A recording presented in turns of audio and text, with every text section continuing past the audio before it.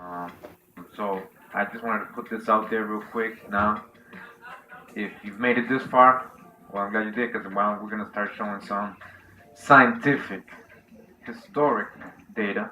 All right. So we're gonna start with scientific anthropology. All right. So let's start.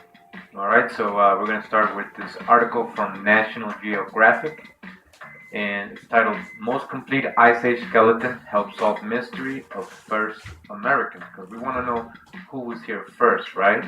That's the whole argument, right?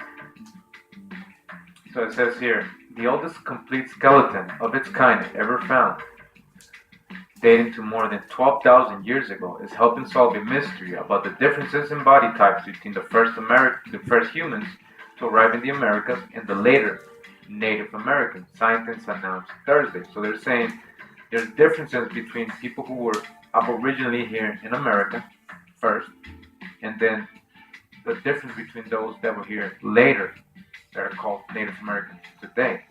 The scientists are saying this, right? It says anthropologists have long puzzled over why Native Americans don't look more like their ancient ancestors, who migrated into the Americas during the Pleistocene, the epoch that encompassed the last ice age that ended about 12,000 years ago. So anthropologists are clearly telling us that the bones they're finding don't look nothing like the Native Americans of today, and they're puzzled as to why. Why don't they look like that anymore? Right? So let's go down. In a flooded cave in Mexico, divers transport a skull for 3D scanning between 12,000 and 13,000 years old. The skull is part of the most complete skeleton of such antiquity yet discovered in the Americas. Thus, the ancient skulls are larger, their faces are narrower and more forward projecting, and they more closely resemble native peoples of Africa, Australia, and the southern Pacific Rim than they do their supposed American descendants. Alright, so you hear that? So these skulls they're finding, well, this one especially in this cave, 12,000 years old, says that it resembles more native people of Africa and Australia, right? And what do these people look like, right? So-called Negro, right?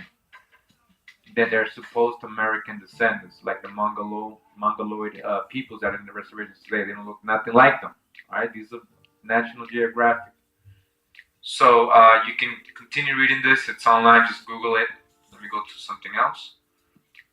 So it says here, a DNA search for the first Americans links Amazon groups to the indigenous Australians. This is from the Smithsonian.com.